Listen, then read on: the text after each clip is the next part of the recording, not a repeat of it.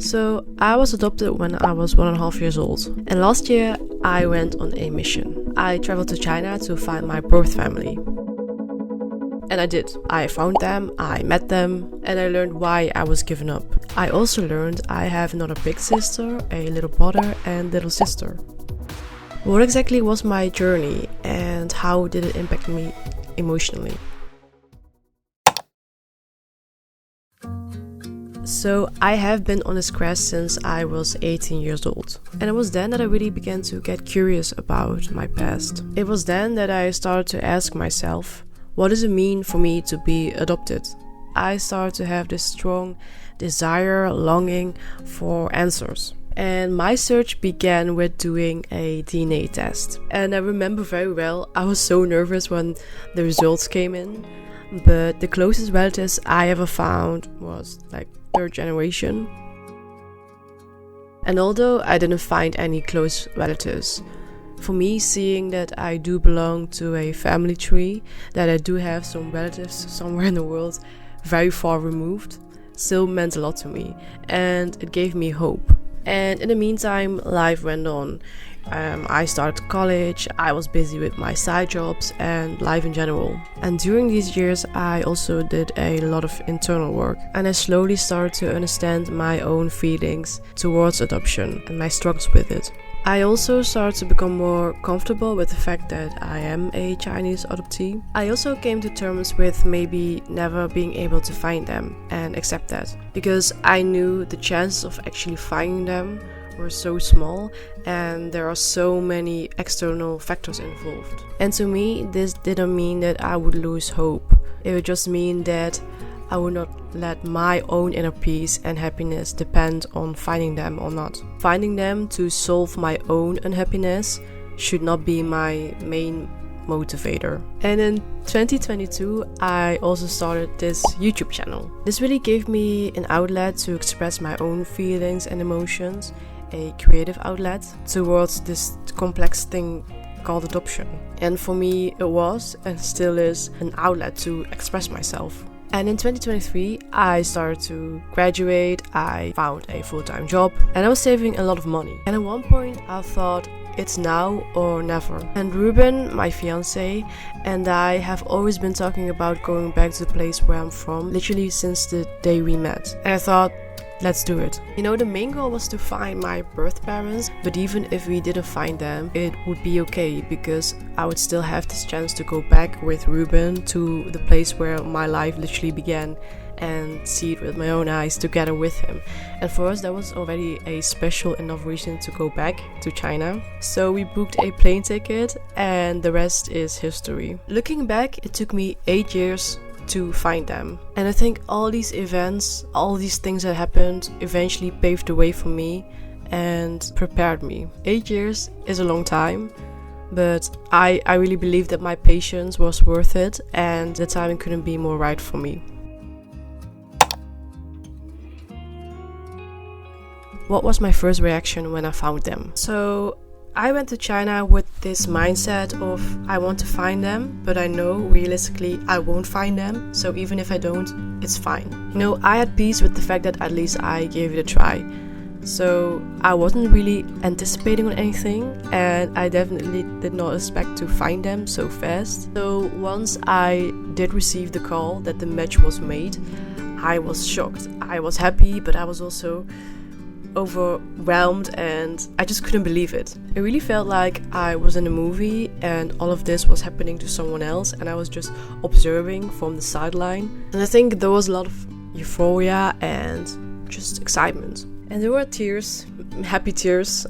And the first thing I wanted to do once I received the phone call was to call my parents with the good news. But the thing is, I also know there are a lot of cases of Chinese adoptees that find their family and don't end up meeting them because the birth parents don't want to meet them. And I kept this in mind because this could also happen to me. So once the match was made, I was still nervous because finding them is step number 1, but actually arranging a meeting is step number 2. And so I kept this in mind while waiting for more information for my birth family. And after some hours of waiting patiently and anxiously, I got the message. They want to meet me. But I learned that it did take a lot of effort, especially for my Chinese birth mom, because she initially did not want to meet me because she was too ashamed of the whole situation. Luckily, after a lot of convincing from also me, because I made these social media messages in which I explained that there are no hard feelings and I already forgave them, she was convinced to meet me. And that day I also learned I have a big sister, I have a younger brother and little sister. And of course this to me was also a big shock, because I always knew I must have at least one sibling, because of the one child policy. But I never expected to have 3 other siblings. Honestly, I hate to break it to you, but our first meeting was not that romantic at all. It's not like in the movies. And though it was a very special and emotional moment, it was also awkward and messy and kind of stiff. Because you have to remember, in the end, we're all strangers to each other. We couldn't even communicate because they didn't speak English, I didn't speak any Chinese. They didn't even know that I was adopted internationally to the Netherlands. And honestly, I can't imagine how they felt like. They were as shocked as I was, but I think even more than me, because for me, finding them and learning all this new information about my past, how my life began, it was all new information, a new reality. But for them, it was a twist of reality.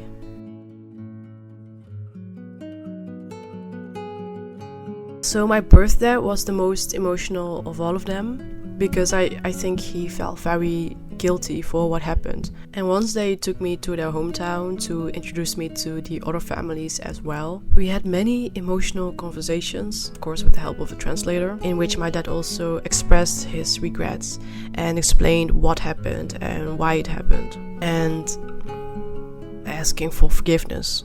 And it was very intense, like everything, it happened so fast and it's still kind of a blur to me. I will never forget how I felt, and it was just emotional.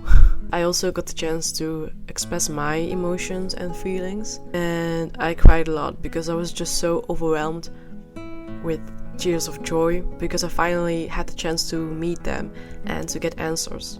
But I think, especially for my birth mom, it was very painful to see me, because it reminded her of a past that she did not choose. It reminded her of a time so painful that she had to tuck it away and hide it for 26 years. And then out of the blue, out of nowhere, I am standing right in front of her and confronting her in real life. And I think my return also opened a lot of deep wounds and a lot of unresolved trauma. Not only for them, but also for the rest of the family and my siblings.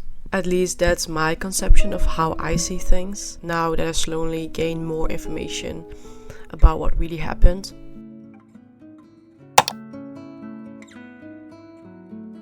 So my time with them really flew by. In the end, my first meeting with them, we only spent 2.5 days together, which is not a lot. And looking back, I learned so much about myself. I learned so much about their life. I learned so much about the world in general. But then the trip ended and I had to go back to the Netherlands and start work again and, pick up my old life. This euphoria I initially felt turned into confusion, anger, sadness, guilt, resentment, fear. Things I never felt before. Because I never had been in a situation where I knew what happened and where I knew how my story began. Going back to the Netherlands, starting work again, and my old routines was really hard for me. Because life went on, but at the same time, for me, internally, everything was put upside down. And I think the aftermath of finding your birth parents as a adoptee is something nothing or no one can really prepare you for. I, at least, was not prepared for this emotional roller coaster. Because not only did my birth parents have to relive everything, their past, their mistakes, their regrets, and trauma, I also relived everything, but within a new context. My emotions were really all over the place. And at times I felt suffocated by all these emotions, because I had this extreme fear that my birth family would leave me again. I feared that they would not want to see me again. And even though I knew rationally that this was not going to happen, because they were so happy that I was back in their life and they showed me so much love, were so happy to finally find their, lost daughter, and told me so many times that, China is my second home and I'm always welcome to come over and be with them. There was still this voice inside of me that was so afraid of being abandoned again. And this voice became louder and louder and louder. And I had this dream, I think 1 or 2 weeks after my trip when I was back in the Netherlands. And in this dream, I saw my birth mom and father again. I was reliving the moment of first meeting them. And they were so happy, I was so happy, there were so many tears of joy.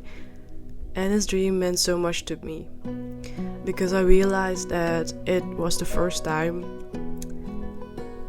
that I dreamt about them and I could link a face to my birth parents. And it was just so special and really a dream I will never forget. But because of this dream, this inner voice only became stronger. And that's why I booked another ticket to China to see them again as fast as I could. Because I just needed the sense of security of seeing them again. Otherwise, I would have gone crazy. And I slowly started to understand that this fear of, abandonment was a result of the trauma I experienced as an infant when left behind twice. And although I don't vividly remember being left behind twice, I could feel it. I felt the pain, the anger, everything. And reliving all of this, acknowledging the trauma I experienced as an infant, is one of the most difficult things I ever dealt with internally. But it also felt liberating, because now I'm finally able to connect the dots in my life, understand why and how my past interferes with my present. And as for my relationship with my Chinese siblings, the second time I went back to China, I spent a lot of time with them too. I got to see how they are living, and I started to think this could have been me, could have also been my reality. And it was so strange to see what could have been and who I could have been. And I always knew that if I weren't adopted, my life would have been totally different. But I never really had a clear picture of what different meant. And I think going back and see how they live was the first time I got a glimpse of this alternative reality. And bit by bit I started to learn more about their life. I started to learn about the living conditions in China when they were children in the 90s and early 2000s. And I learned that they too suffered so much, and they too felt the consequences of the one-child policy.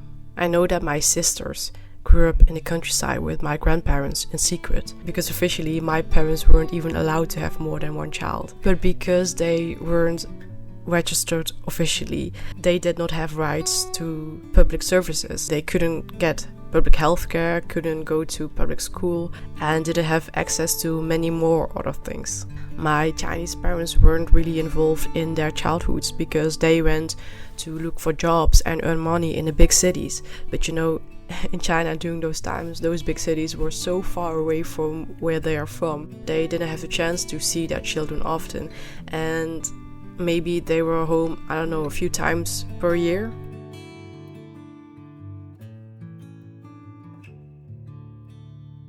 So they were working in these cities so far away from their hometown, not seeing their children, working so hard in these factories and sending back as much money as they could.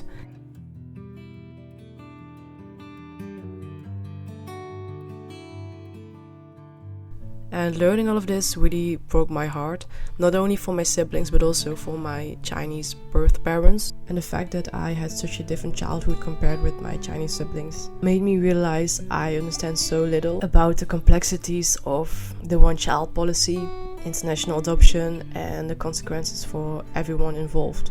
But learning about this also made me feel angry towards my Chinese birth parents and feel resentment towards them. But then I dove deeper into their circumstances, and I slowly began to understand that they too were victims of this regime, of these harsh environments, and victims of poverty. I think if you experience poverty at such a level, and political instability, and pressures from society, you have to become numb in order to survive. They grew up in a time where they did not have a choice. And I talked with my sisters about this. I still talk about it. And sometimes I can't help but feel guilty that even though I am the one left behind, I was given so many more opportunities in life and chances. But then again, I also learned so much from my own ignorance. And the other day, I asked my sister on WeChat, what kind of hobbies did you have as a child? What kind of sports did you play? I did horse riding, dancing, archery, and played handball. And I was kind of taken aback by her response, because she said, when I was young, I didn't have the chance to have any hobbies or play any sports. And then I realized how privileged I was as a kid to be even able to have a hobby, because up until that moment, I never really thought about it like that a hobby or playing sports as a child is such a luxury that so many people on this earth can't even afford. And really, it's conversations like this that challenge my own perception of life, my worldview, what it means to be a parent. And it also made me more aware of the immense inequalities in this world when it comes to living standards, when it comes to rights, when it comes to wages. But I'm so grateful that I am able to have these open conversations with my sisters, in which I learn so much. And I know I still have way more to learn about Chinese families, about dynamics, about Chinese culture, history. But the more I learn, the more perplexed I am by the fact that these Chinese people are so strong and survived so much.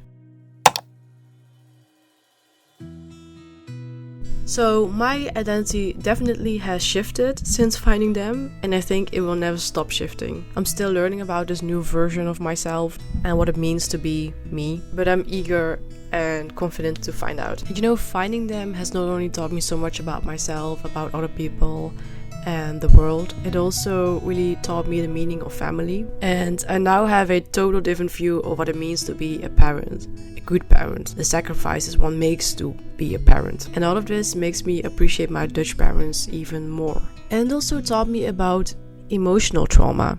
It taught me to have empathy, compassion for my birth parents and also grandparents. And learning about their trauma makes me so motivated and eager to break the cycle of generational trauma, to acknowledge it, to learn from it, not identify with it, and let it influence my present or future.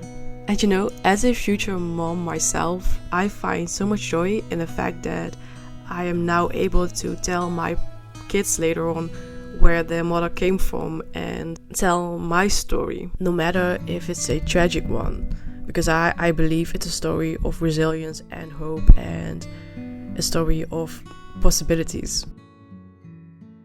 I really hope that with this video I can somehow help someone with their path.